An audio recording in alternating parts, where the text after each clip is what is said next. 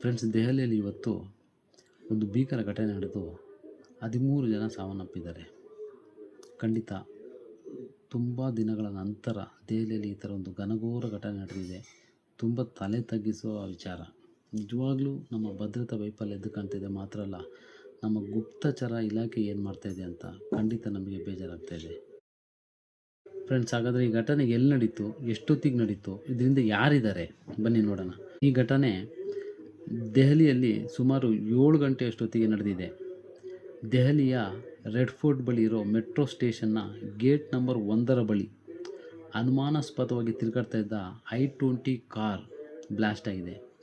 ಬ್ಲಾಸ್ಟ್ನ ತೀವ್ರತೆಗೆ ಸುತ್ತಮುತ್ತಲಿದ್ದ ವೆಹಿಕಲ್ಗಳು ಸಹ ಬೆಂಕಿ ತೀವ್ರವಾಗಿ ಹಬ್ಬಿ ಕನಿಷ್ಠ 13 ಜನ ಮರಣ ಹೊಂದಿದ್ದಾರೆ. 30ಕ್ಕೂ ಹೆಚ್ಚು ಜನ ಗಾಯಗೊಂಡಿದ್ದಾರೆ. ಗಾಯಾಳುಗಳನ್ನು ಆಸ್ಪತ್ರೆಗೆ ಇಮಿಡಿಯೇಟ್ಲಿ ಶಿಫ್ಟ್ ಮಾಡಲಾಗಿದೆ.